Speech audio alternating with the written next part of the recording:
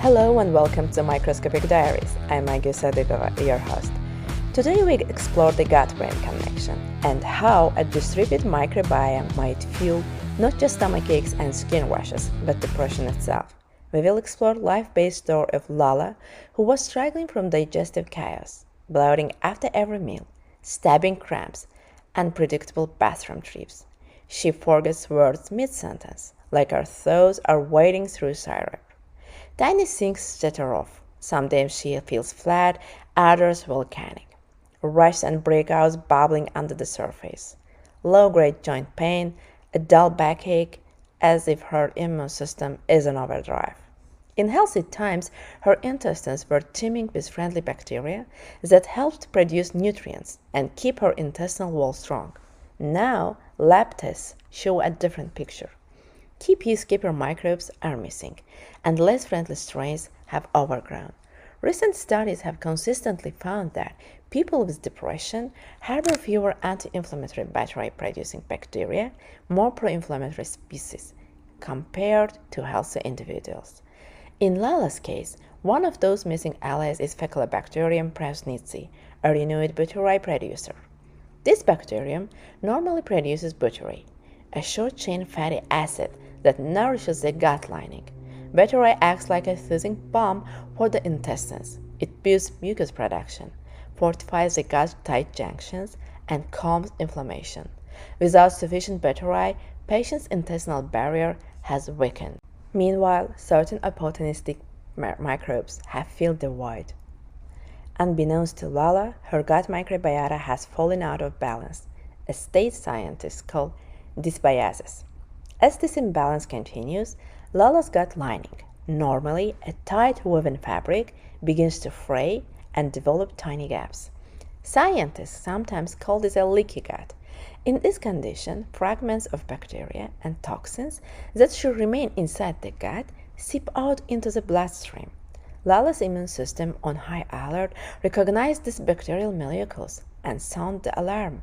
In response, her body churns out pro-inflammatory cytokines, molecular messengers like interleukin-6, interleukin-Y beta, that tell the body it's under the attack. This intestinal inflammation doesn't stay in her gut. These inflammatory cytokines travel and can even penetrate the blood-brain barrier, the fortress that normally shields the brain. In fact, a recent meta-analysis found that people suffering depressive symptoms have significantly higher levels of gut permeability markers, including zonal I, and antibodies against LPS endotoxins compared to healthy individuals. Her gut's defenses are little compromised, and it's sending distress signals and that could be affecting her brain. Lala reached a turning point when, after exhausting many options, her doctor suggests looking into her gut health.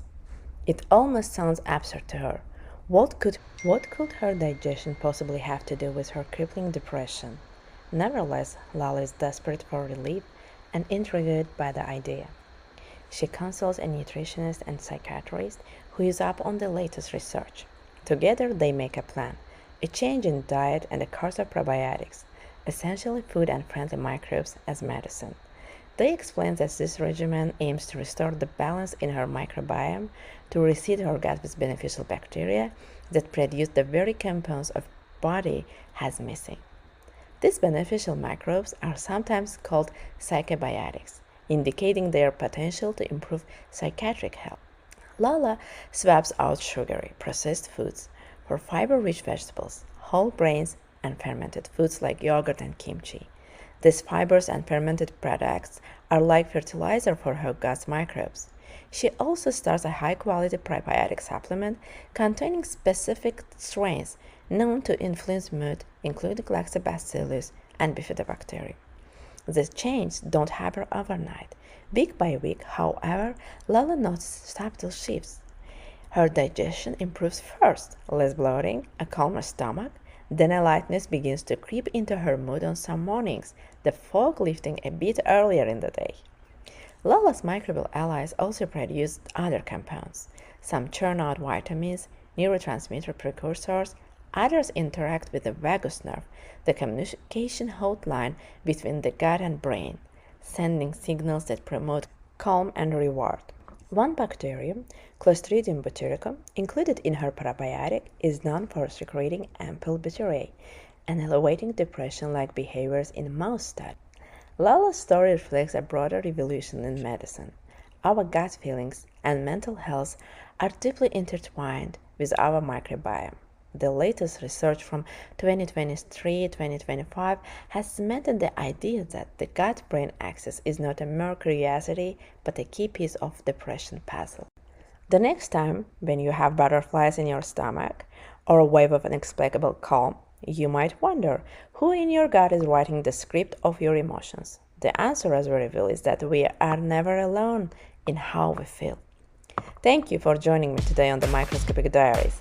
Subscribe to our YouTube channel, follow us on Instagram, like this video if it sparkled your curiosity, and leave a comment. Tell us what your gut is saying today. Until next time, stay curious, stay kind, and always listen to your gut.